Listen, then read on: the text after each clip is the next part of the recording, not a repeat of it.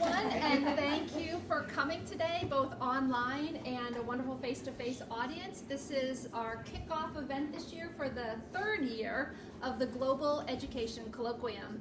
My name is Christy Kelly, and I'm a faculty member here in the Global International Education Program. And we have a lot of other faculty and students here, so thank you very much. And for those of you online, let me tell you, this is our first year for using a YouTube link for the course. You'll be able to chat your comments or questions into the YouTube page, but you should also be able to tweet your comments and questions throughout the event and at the end. Our hashtag for the event is hashtag hashtag Drexel Global Education. So hashtag Drexel Global Education. So tweet out your questions and answers and comments. So we're super excited today to have Dr. Alex Wiseman, who's here from Lehigh University. And he's brought 3 of his doctoral students here as well. I want to introduce Lisa Damashki, Patrina Davidson, and I apologize. Joe Barrett, thank you. Dr. Wiseman has more than 19 years of professional experience working with government education departments, university-based teacher education programs, community-based professional development for teachers and as classroom teacher in both the U.S. and East Asia. Dr. Wiseman leads strategic planning workshops, informs educational policy, change management, equitable educational access for girls and boys, institutional capacity building, school-to-work transition, and civic engagement. He's just come back from Rwanda, where he's got a new project where he's working with some girls' education there, so you can ask questions about that at the end. Dr. Wiseman conducts internationally comparative education research using large-scale education data sets on math and science education, as well as information and communication technology, teacher preparation, professional development, and curriculum, as well as school principals, instructional leadership activity. He's also the author of many research to practice articles and books. He is a series editor of International Perspectives on Education and Society. He is editor of the Annual Review of Comparative and International Education, this year in its 4th year, right? We will be going into our going into the 4th year. He also is the senior editor of FIRE, F-I-R-E, Forum for International Research and Education, and we encourage all of our graduate students to consider publishing their research in FIRE. So without further ado, I will turn it over to Dr. Wiseman, and we'll have time at the end for question and answer. Thank you. Great, thank you. I appreciate it. It's nice to be here. First thing I should say is that in the first part of my career, I was a classroom teacher, so sometimes I get teacher voice, so if I end up yelling at you, it's just because I'm imagining a very loud group of 30-plus students in a high school. Actually, the acoustics in here are terrible, so your teacher voice will be perfect. Good, so yelling is good. I'm glad. It's actually a pleasure to be here, and thank you for the invitation.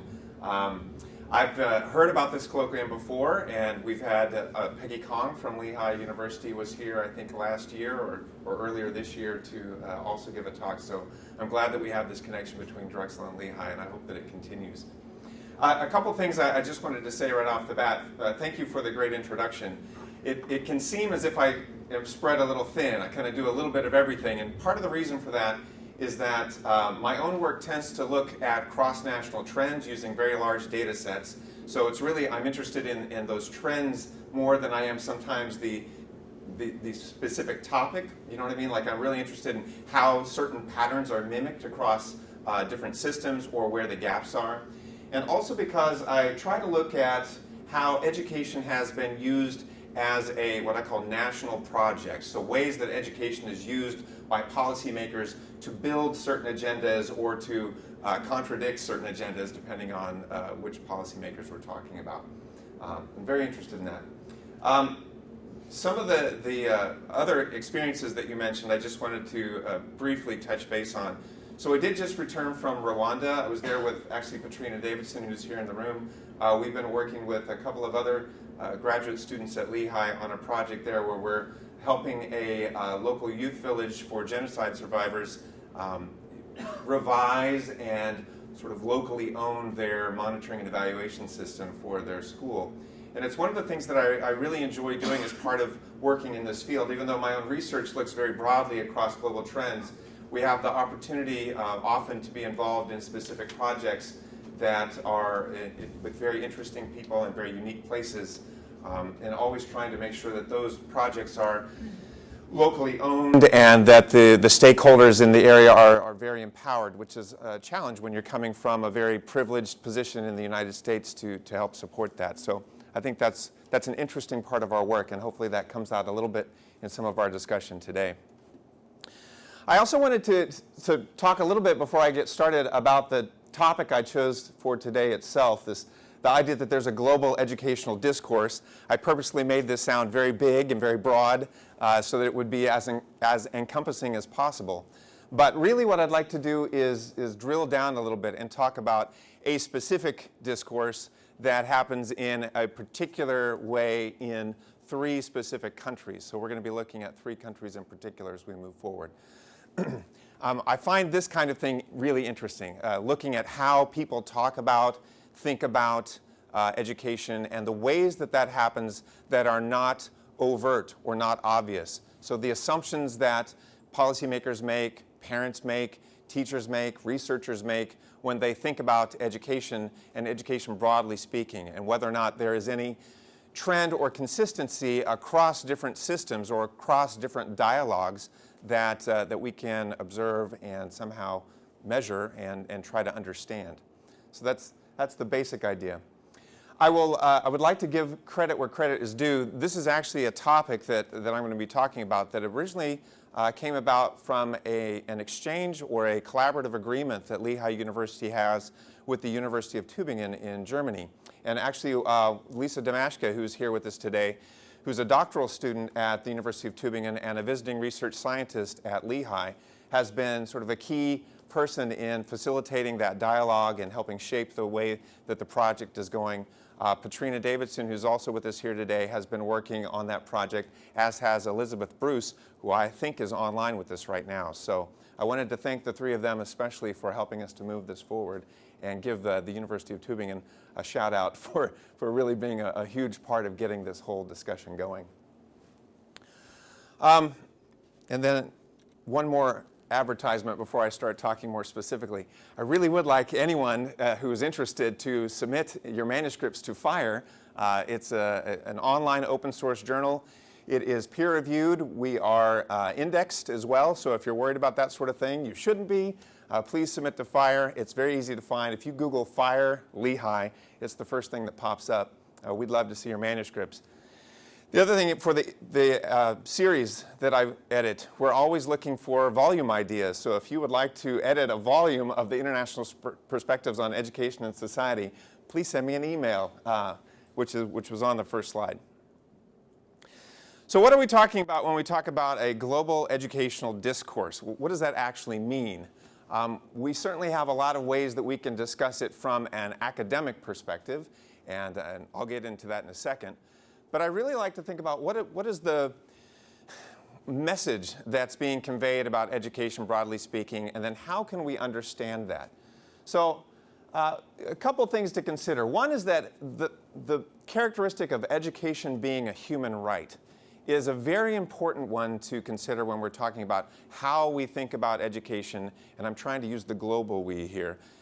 Not just in the developed or the Western world, but worldwide in all sorts of systems, in all sorts of communities. The idea that education is a right and not a privilege has been embedded for quite a while, certainly probably no more codified than in the United Nations Declaration of Human Rights. I believe it's Article 21 that talks about education as a human right, et cetera, et cetera, et cetera. It's a very important conception for us to think that it's not only something that is available, that everyone has a right, and that if they aren't in school or it's usually referring to formal education when we talk about it like this, then their human rights are being violated. That changes the way that we talk about education from all different perspectives. We're no longer talking about it as a privilege in that it's something that only certain classes or certain people with advantages should be able to participate in. We end up talking about it as if it is something, and I believe it is a human right, so I'm part of that system. We talk about it as something that should and could be available to everyone.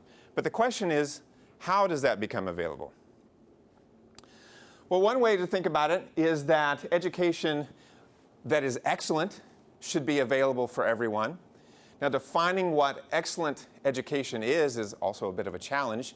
Oftentimes that has to do with achievement or performance or resources or opportunities or sort of things like that. We seem to have moved past, not everywhere, but in a lot of the world, the argument that access is the only thing we're talking about when we talk about education for all. We're not necessarily just counting enrollment figures and then trying to see if there is parity in terms of race, class, and gender, but we're also talking about the ways that education is quality.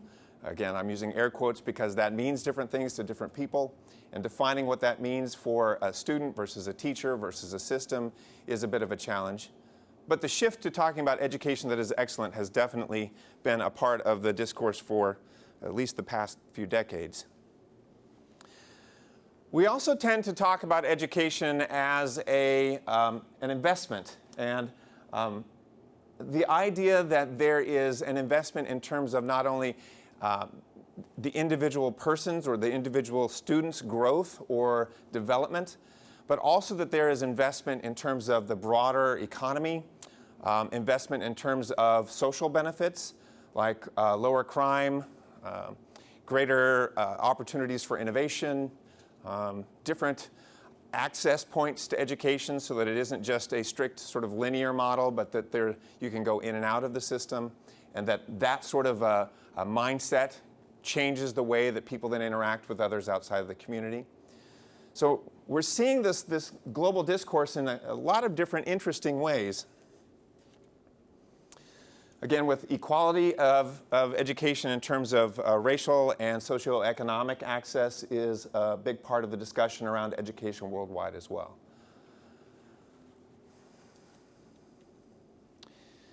So I was showing you some photographs of different protests around the world to make the point that this is a popular idea. And by popular, I mean that the populace has a way of thinking about education, and especially those who are most vocal about it, or at least have a lot invested in it overtly, tend to use that kind of language. Education is a human right. Education should be excellent. It should be available to all. It should provide social as well as economic benefits, and it should sort of produce equality. Those are ideas that have been embedded in our discussions about education, not just in the scholarly community, but also popularly. If we look now at the way that people around the world tend to measure that or tend to look for evidence of it, then we get a little bit of a shift as well. And there are a lot of people who talk about large international data sets like the Program for International Student Assessment, or PISA, or the Trends in International Mathematics and Science Study, TIMSS, or TALIS, or we can go down the whole list of acronyms if you'd like. And often the discussion about those tests, or even in the United States Common Core, has a very negative spin to it, which I'm not trying to defend those tests at all, but I would argue that there's a sort of a critique of the way that data is collected and measured around education, which is important to address itself. Rather than just critique, let's evaluate the critique that's happening. So one way that it is used is, you can see here, international ratings have plummeted and inequality is growing after a raft of changes, including introduction of voucher system in Sweden. But the idea that, it says right here at the bottom, the PISA scores are a really important indicator for a lot of at least national education systems and policymakers at that level in terms of thinking about how they discuss education, how they plan for or maybe justify educational reforms, and things like that. So I think that's important to recognize that large international tests, and usually tests that are mostly providing us with quantitative sort of summary data, tend to be used very often in order to discuss and conceptualize how education is meeting those goals that we were just talking about earlier. We also have a broad recognition that education has social impact or community impact. So for example, this is something that I stole from the Associated Press looking at how Hawaii's abortion drop coincided with changes in their sex education program in schools. There's a very long history of thinking about how education impacts society. I think in my own little world of comparative and international education, I tend to do, I think, the reverse. I think a lot about how society impacts education, but recognizing that there is a cycle there, and that the argument that education can make broad changes in things that happen in larger society is an important thing to recognize. And then if we look here, I like this one because there's a website that USA Today has pointed out that you can go to make all sorts of estimates on how education affects health, crime, and income. So, you know, I'm not sure I think this is a very valid or reliable approach, but it is a way that we think about education, that education can be measured and that we can think about its impact on broader society if we just have the right indicators. Now, this is something that has been discussed at the national level for a long time. It's easy to dig up some U.S. documents, so I did. Back in 1972, a document for a Select Committee on Equal Educational Opportunities in the U.S. Senate created this discussion about the cost to the nation of inadequate education, sort of echoing actually a lot of the points that I was just making earlier, that the cost to the nation are that there will be continued stratification or division among society in the United States if we don't fix education, that there will be inadequate transition from school into the labor market if we don't fix education, that there will be all sorts of rampant crime and teen pregnancy and gang violence and everything else you can think of if we don't fix education. So this is not really new. I was trying to make the point that this is a discussion that's been around for at least 40 years at this point. If we want to take it a little more recently and look at an international organization rather than a national government, all we have to do is look at the OECD, which is, as I think most of you know, where the PISA data comes from. Lots of discussion about the social benefits of education. So taking that same discussion that we were getting from the U.S. Senate committee report in 1972, but with maybe a little more positive spin. Instead of talking about inadequate education, talking about the social benefits of education. So the discourse around education becomes quite interesting and quite complicated, but I don't think it's impossible to harness a little bit.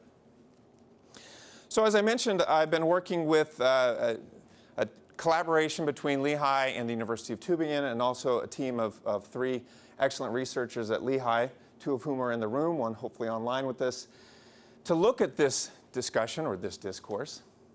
And we were trying to think about, all right, what are the globally diffused discourses around education? And specifically, what are those discourses that are voiced by transnational international government organizations or intergovernmental organizations and national governments?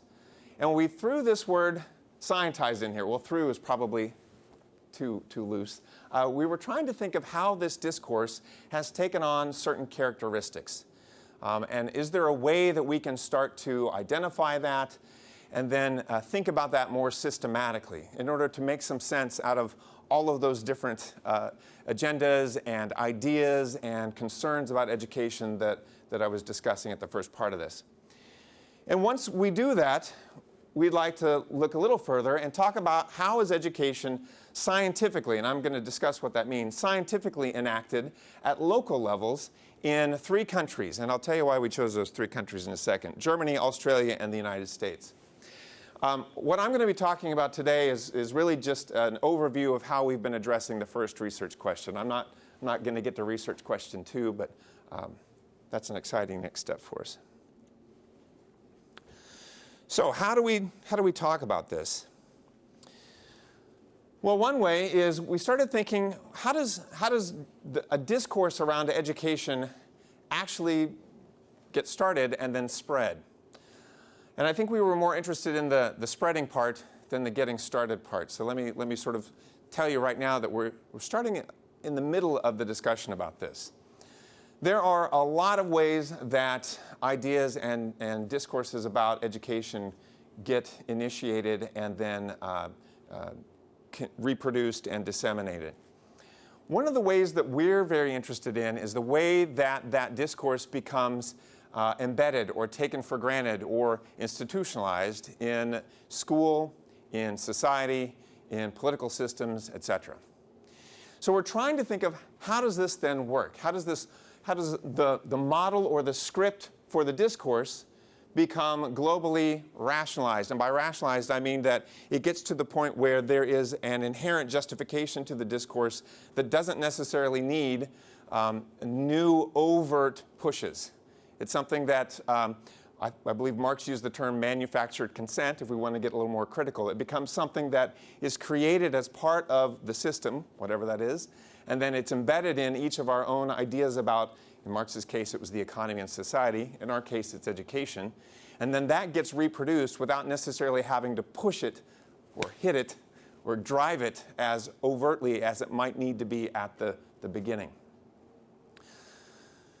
So we thought that mass education, in other words, formal schooling, the way that it looks, quite frankly, like this, is a way that that happens. The ideas about education, all those ideas that we mentioned at the beginning, are embedded in the way that we do education now. This system here, although not the best system because this is super teacher-directed, it's very sort of rigid and linear, but it's fairly representative of education in a lot of places around the world. This system creates a rationalized model for education, for how we think of it.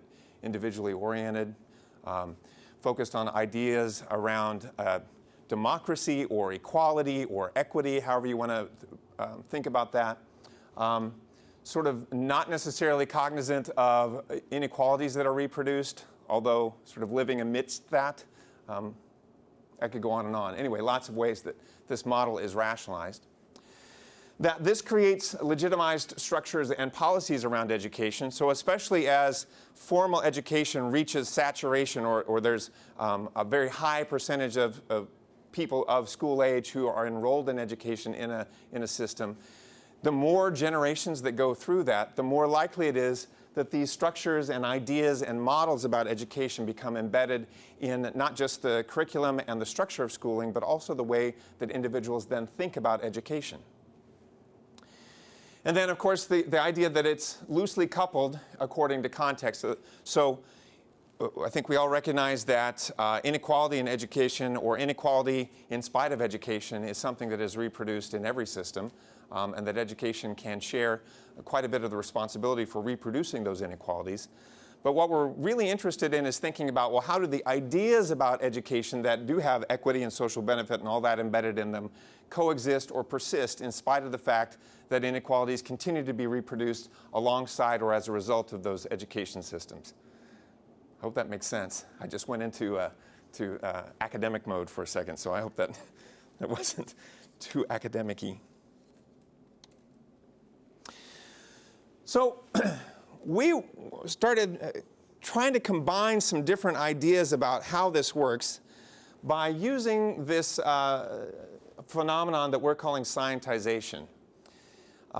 This was a really interesting concept because, for me anyway, because it came out of a discussion between my German colleagues and those of us on the Lehigh team to think about what is a way that we could combine different approaches to thinking about educational change or ideas about education that would not only be globalization in all of its many flavors, not only be institutionalization and its emphasis on scripts and models and structures, not only be rationalization, and I could go down the ization track, but specifically thinking about what are some ways that ideas about education fall into a system where education is sort of a technical mechanism or a product of a technical approach or a scientized approach.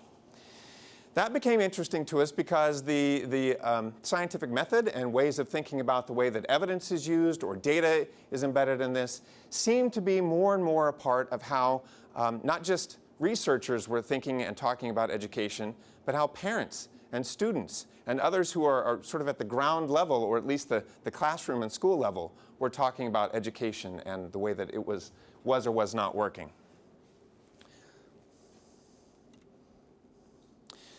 So we took a qualitative approach. We thought, all right, if we're going to figure out how this discourse is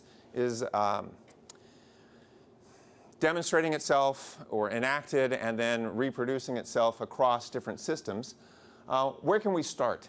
We decided to specifically look, at least broadly speaking, at the beginning, at documents from international organizations and national governments that would address transitions from school onto later life. That could be, in particular, the labor market. That's where we originally started. And we were interested in also looking at the way that this discourse worked across different kinds of systems that shared some key characteristics. So we were looking for, well, I'm standing right now in the United States, so that was an easy and obvious one. What can we see in the US discussion about this that would help us sort of understand the process of scientization of an educational discourse? Then we thought, well, we're working with our colleagues in Germany. We also want to make sure we include them. And we thought, you know what? These are all federal systems, more or less, but they have differing degrees of centralization. So Australia, on one hand, a federal system, but is much more centralized than the rest, has an education framework that is enacted and directed more centrally than in Germany and the United States. Germany and the United States both have regions or lands or states where a lot of responsibility for education is centralized rather than at the national level. The exception would be the United States, where we push more of that responsibility down to the local level or the state level and below than happens in Germany and Australia. So it was a nice spectrum for us, from more centralized to very decentralized along a federal system of education.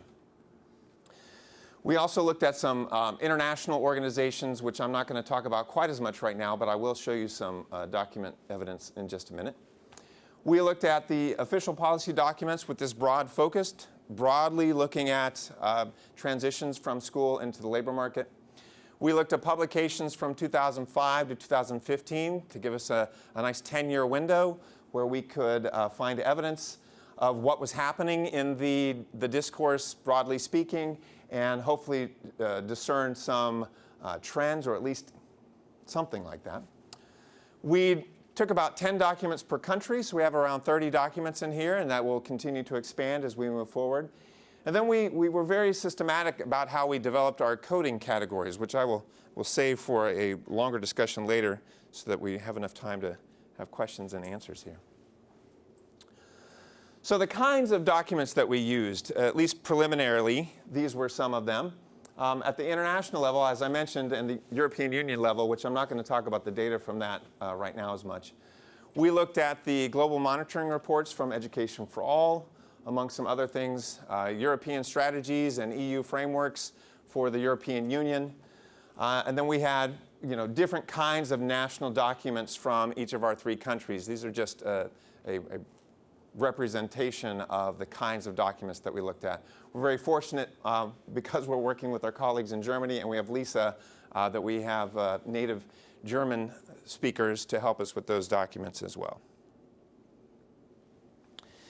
And what we found was that this phenomenon, or this scientization of education, has a couple different categories.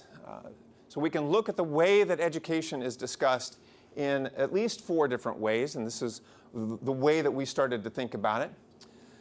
One is the commodification of knowledge. So the idea is that education or knowledge is something that has value, and by value I mean can be bought and sold. So it's commodified. There's a market for it. And ways we were looking for and finding in these documents, ways that education was discussed as a commodity, as something that created economic value, as something that was a product of investment, or itself was the investment. We looked at ways, I'm going to skip down here and then I'll go back in the middle, ways that knowledge was quantified. So very much a positivist approach, right? How can we assign quantitative numbers to education and think about what it's doing, how it's doing it, what the value is of it based on those numbers. The most easy way, I think, to think about that is test scores. So how much of the discourse is centered around the idea that there's a number that measures quality of education? That's a fascinating thing all by itself, whether you hate it or love it. And I think that there are probably more haters in CIE than there are lovers of this. But the fact that we talk about education this way, and again, I'm using sort of the global we, not just we in the scholarly field, but policymakers, parents, students, et cetera. I don't know about you guys, but anytime I go to a social event and people find out I'm a professor of education, the first thing they want to talk about is testing. So this quantification idea is a very important one, not just in my personal experiences, but we found a lot of this showing up in the discussions in the policy documents. We also see a lot of this, what we're calling education as a panacea. So the idea that education can solve all of these social problems, even though I think those of us who are really embedded in the research recognize that there are school factors that we can manipulate that will change the way that school functions, but there are many more non-school factors, many more factors outside of the school building that influence what happens in education, how curriculum is developed, the way that teachers teach, et cetera, et cetera, et cetera, that are very difficult for us as educators or education policymakers to actually affect. So we can tweak the curriculum. It doesn't change the fact that there's rampant poverty or that there's extreme inequality or that all of these other things that exist outside of the school continue to exist.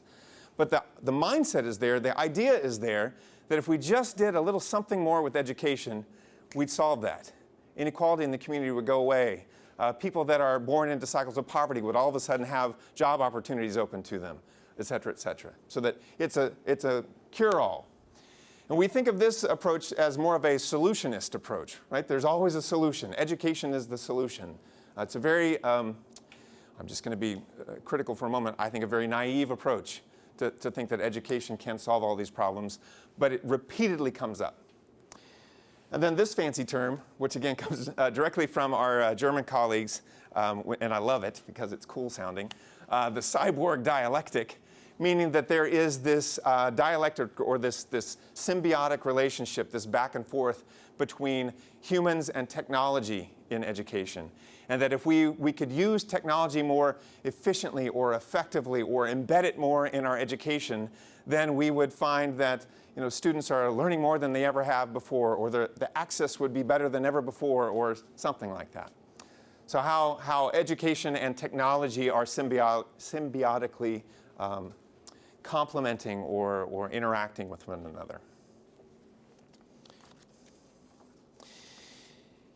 And what we found, the more that we thought about this, the more that we saw that there were particular categories that were arising. So we used, I think, sort of a dual approach. Some of this was theoretically how we framed our discussion or our investigation into this global discourse around education, at least global in terms of across these three countries. And some of it was from the actual evidence that we, or the team, was seeing in the documents. So I like the way that we developed these categories because I think it's a nice complement between theory and evidence. And what we found was if we looked at the commodification of knowledge, for example, we would see links to the economy that would show more of an individual focus. If individual students do well in school, then they will be prepared for these kinds of jobs. Or if we create a competency-based curriculum, then students will graduate and be able to transition out of school into the workforce with competency A, B, or C. Right? Very much an individual level focus. We also saw more of an institutional link to the economy. So if we have high-achieving schools, which I know we're just aggregating or averaging student scores then, but if we have high-achieving schools, that means that there will be more innovation and entrepreneurship in our society, and the broader economy will benefit as a result. Lots of arguments like this, especially in like national media and, quite frankly, in the academic literature, there are arguments like that. Funding models and other things as well were also part of that, but I think that link to the economy is a really, really important part of the commodification of knowledge. Excuse me. When we thought about quantification of education, we looked at whether or not these documents were talking about ways that we can measure progress. And it was almost overwhelmingly, I thought, and I think the data will show that there were quantitative indicators of progress. So again, largely focusing on largely focusing on achievement scores. But if we wanted to go a little broader than the 3 countries we had, excuse me, we probably also measure things like enrollment levels. If we look at UNESCO data, there's a lot on enrollment levels and targets for 2015 now, and thinking beyond 2015 what the targets were. Excuse me. And then research-based practice, so using evidence to make decisions, usually some sort of quantitative evidence. If any of you have done consulting for a Ministry of Education, you will probably have familiarity with this, where you will be asked, if you come in as a consultant, to provide some sort of quantitative evidence to push the policymaker's agenda. I'm just going to be cynical again for a second, rather than use the evidence as a way to create an agenda that would make sense. But maybe that's just me. Maybe you guys don't have that experience.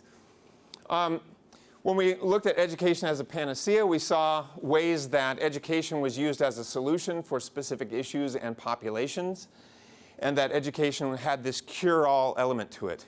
If we could just make education better, it's almost magic, right? Then the problems go away.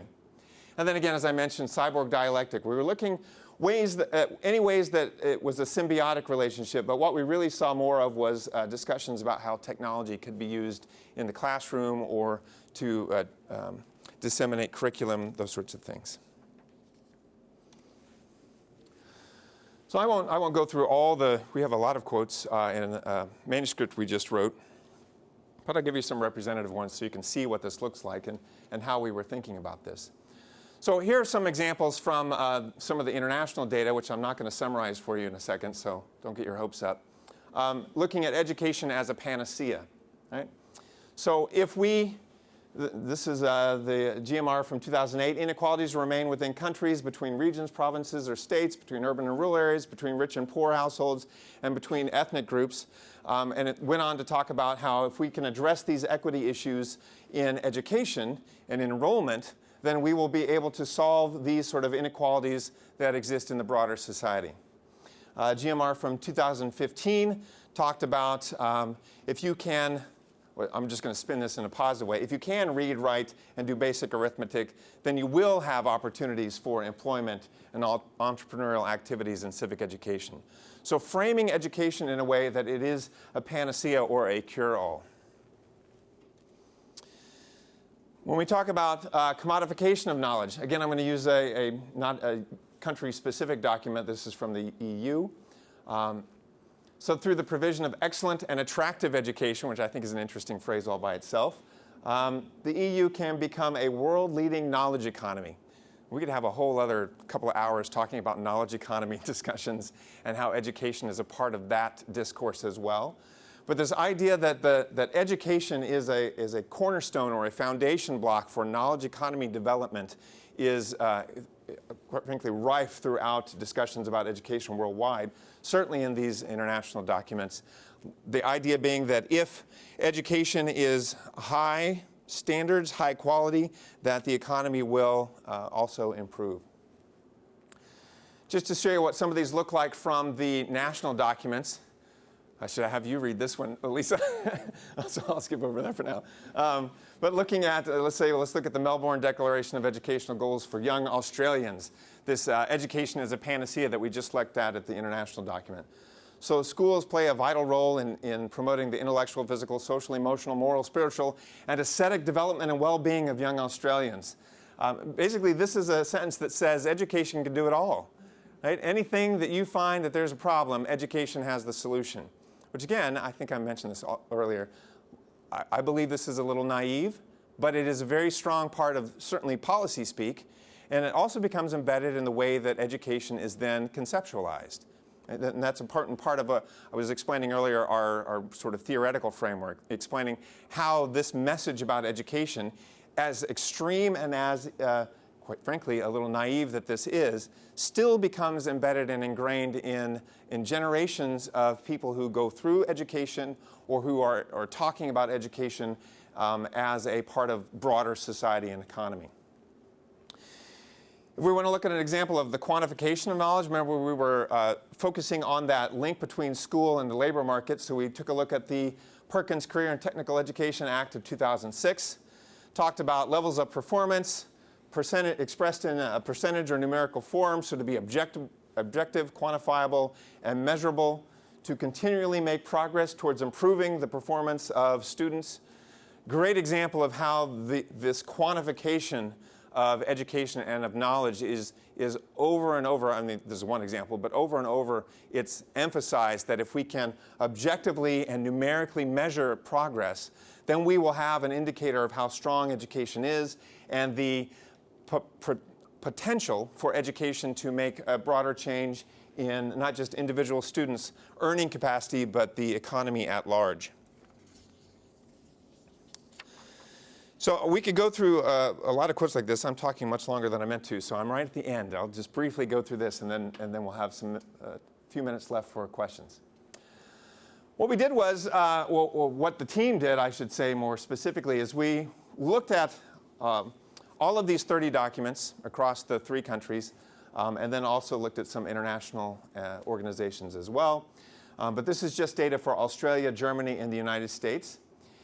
And through an extensive process of coding around these categories and subcategories that I just told you that we sort of framed in a complementary way between our theoretical or conceptual framework and then the evidence that we saw emerging from the documents.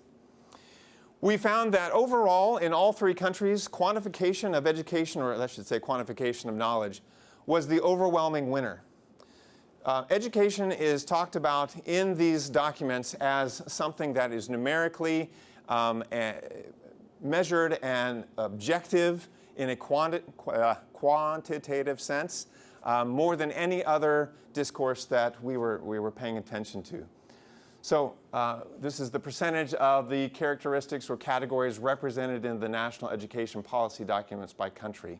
So for example, in the United States, which is the green bar, 60% of the policy documents that we found and the statements within those were addressing quantification of education.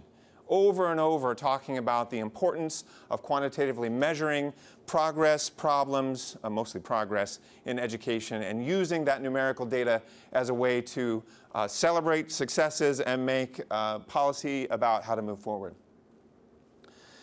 We found that although there's some disparity among the countries, the big winner in Germany was in the commodification of knowledge section, a little less than in quantification, but compared to the US and Australia, quite a big leader.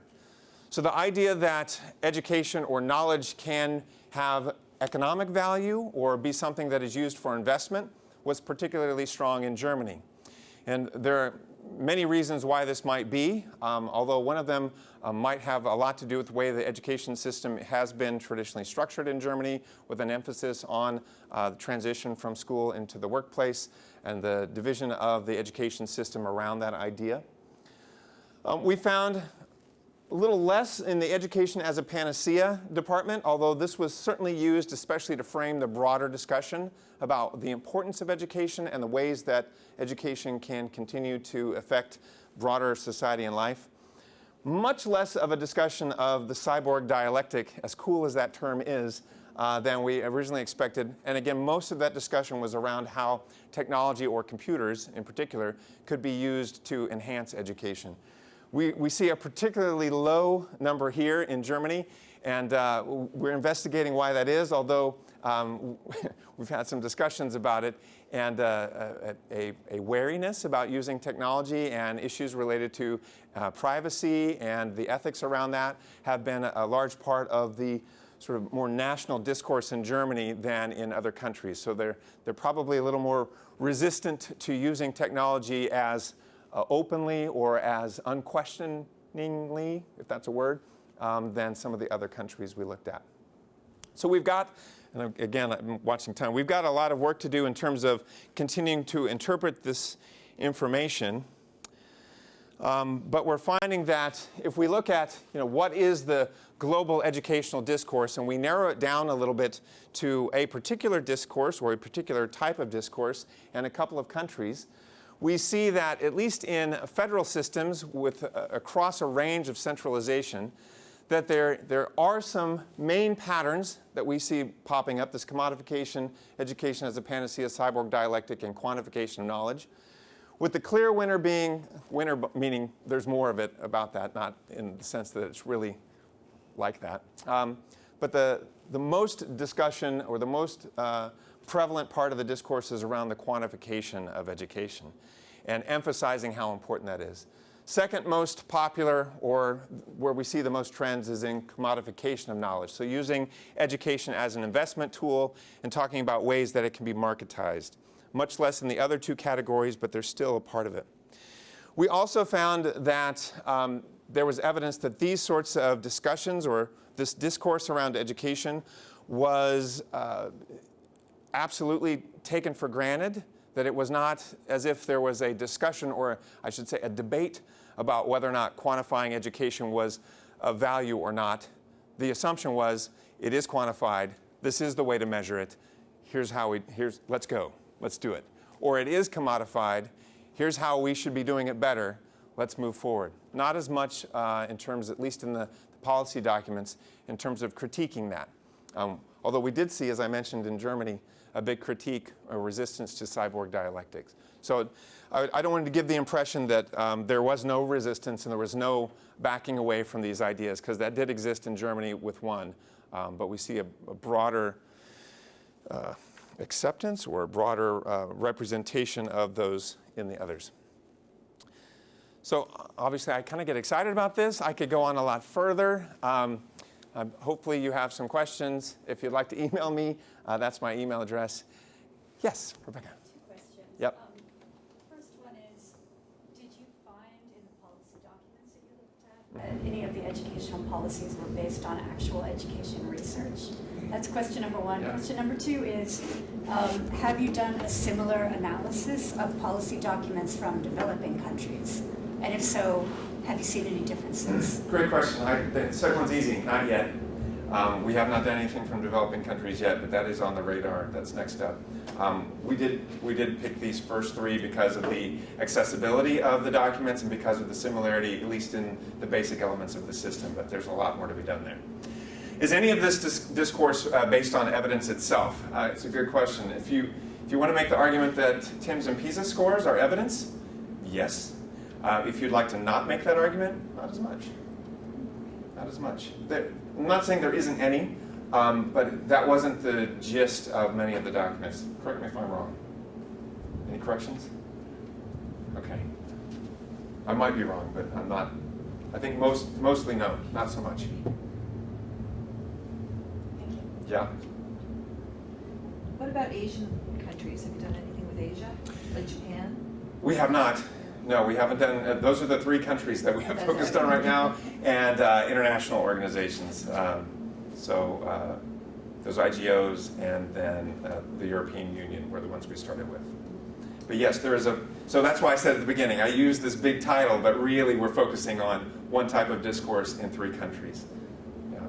We have a ways to go, but that's part of the larger So project. come back next year. I will come back as much as you want. I'll give you a monthly report if you like.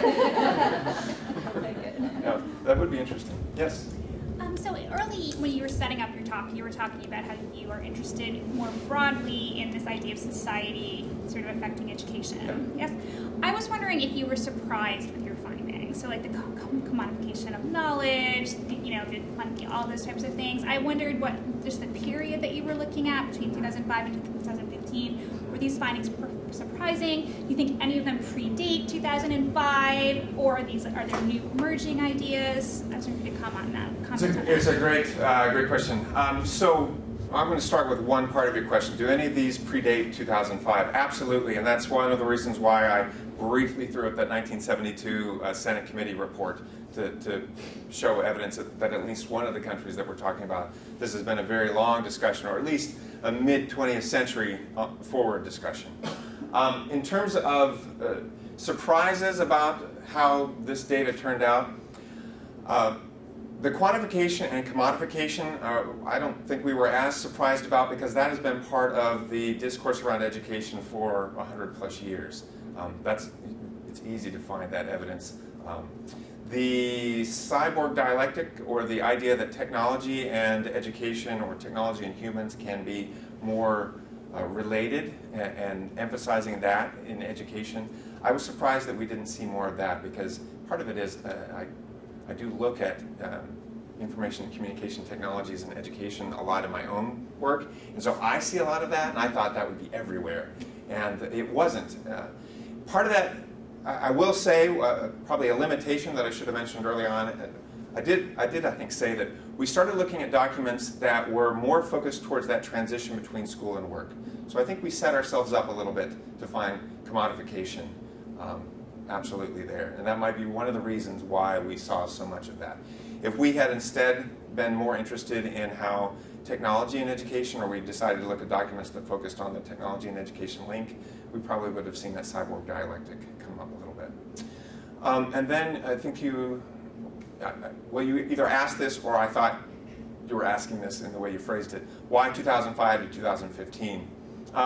So the second research question that we would like to move on to next, we were trying to think about, quite frankly, empirical and quantitative information we could use to measure that. So how could we think about whether or not this discourse that we were finding through our qualitative analysis in the documents would be showing up in the classroom, and was there any publicly available information that would allow us to do that? So being the cross-national data guy that I am, I was trying to think of when we would have, PISA and TIMSS and other stuff that we could look across many countries and try to find evidence of that. So I set that one up a little bit. I did want to follow up with that. So one other question I had was the category, like education as a panacea, seems like a massive category. Yes. And I'm just wondering whether and I know you're looking at the school to work transition, that actually clarifies things for me more. Yeah. But I'm wondering if you saw any, I guess, solving particular problems. Like, if you're looking at that period where you're looking at, like, so our schools increasingly being looked at to deal with diversity, to think about, adolescent mental health, or any sort of emerging ideas there, or did you just do these big sort of blanket, like, school solves problems? Big blanket was where we started, although I would say of that big blanket, education as a contributor to solving problems of equality, although I would argue that it's really parity that we're talking about more than equality, but that was a big winner. But that's still pretty big, because you can think about it. But if we talk equality in terms of the big three, race, class, and gender, those were the ones that popped up more than any other. If you look at, so again, this is something that we can find evidence of going all the way back to the early 20th century, and arguments about how uneducated populations or non-schooled populations have higher crime and higher health problems and higher whatever else. So that was part of why we started thinking in our theoretical phase this might be something to look at, and then when we started actually looking at the policy documents, lo and behold, we saw evidence of that popping up. But yeah, it would be good to look more specifically at particular problems. A little bit of a follow-up on that. I remember you had an earlier slide, and I don't remember exactly, where some of the issues were institutional versus individual, which made me think about how education was being defined as a public versus private good, and if that would affect the fact that technology doesn't come in yet because it's still really being defined more privately rather than a public, where some of the other issues, Public versus private good is a good way to phrase that. I don't think we've used that terminology as much. We were, again, focusing on individual versus institutional, but it would be very similar. To be honest, when we're looking at the economic benefits or the economic results of education, there are a couple of different ways that that's measured. So, you can do a rate of return analysis and look at individual gains based on the educational investment, which we actually see quite a bit in the literature, even beyond what we were doing here. But when it comes to policy documents, we usually don't see that kind of more individual level detail. We see broad sort of blanket statements about, or platitudes about the benefits of education to the economy.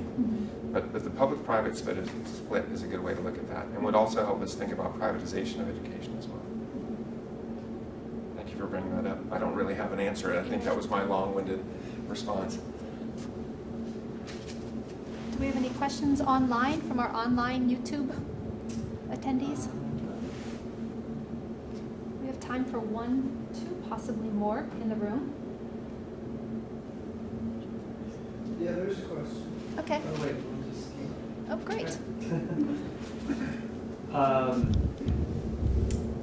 Okay, it says, I appreciate the findings you presented and the way that you characterize the trends, but I wonder if you can say a bit about your theoretical or explanatory framework. That is, how do you explain the prevalence of language related to the quantification and commodification of knowledge, for example, or related to discussion around education as a panacea? Where did these ideas come from, and why are they widely exposed in policy documents? There's another question too, but maybe you can... So we can start with that one, and I'll give a, probably not a complete answer to that because I think it's a long answer.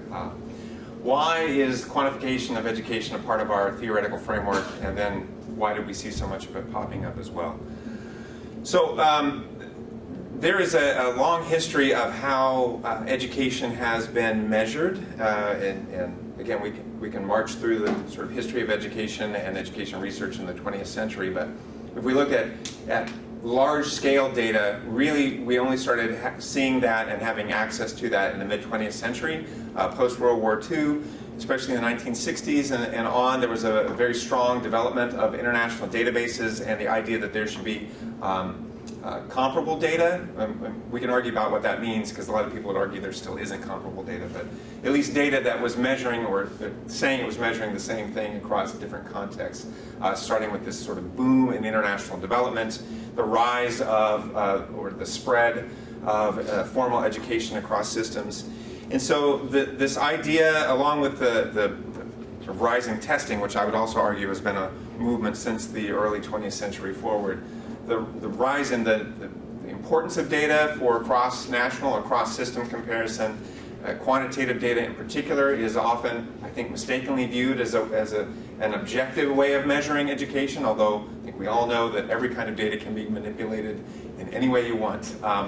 So I think that's a misnomer, but this expectation that quantitative data somehow carries with it a real defined and effective measure of progress is definitely a widely accepted belief. So school test scores or average test scores for schools are often used as measures for the amount of resources that schools will receive, or as part of evaluations for educators as well as students in those schools, even though they might be the product of something other than the education system. So there's a long history of discourse around quantification of education, or the numerical assessment of education that is out there.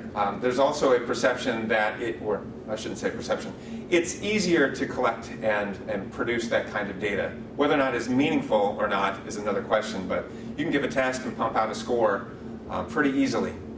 It's much more time and cost effective than, for example, individually observing or interviewing every teacher or student that exists in the national system. Instead, you set aside a few days, out of the semester or the term, and you take a test and then you grade them. There's certainly a market that develops around that, and a lot of time and effort goes into it, but in the long run, it's very efficient compared to more qualitative approaches.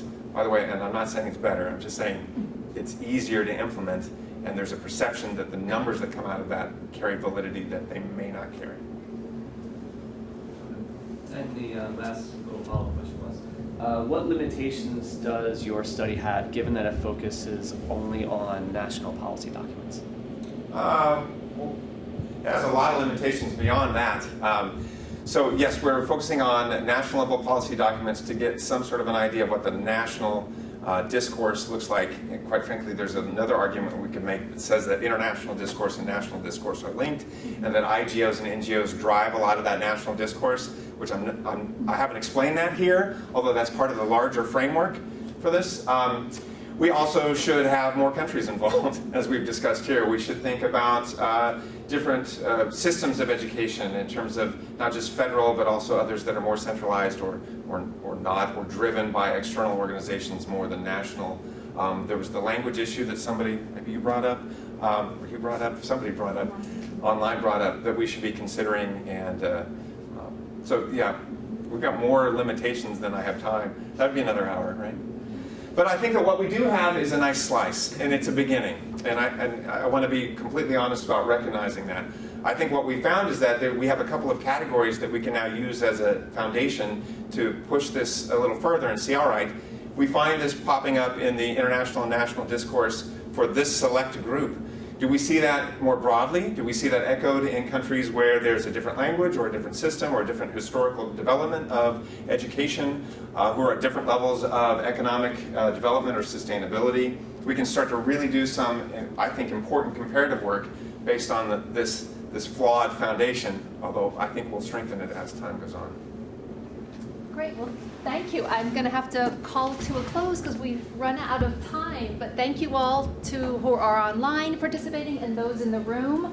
And thank you to Dr. Wiseman. What a great presentation. We look forward to having you and your students back for the future to tell us the next steps. I also want to remind everyone we do meet monthly. So please come back on, I think we're October 17th, a Tuesday at noon Eastern. We have Dr. Hyun-Jun Park from the University of Pennsylvania, who's going to be here talking about his book and his research on East Asian stereotypes in Asia. So another travel around the world to a new event. So thank you again. Thank you. Thank you all of you online. Keep following the Twitter. The conversation continues there. Wonderful. Thank you.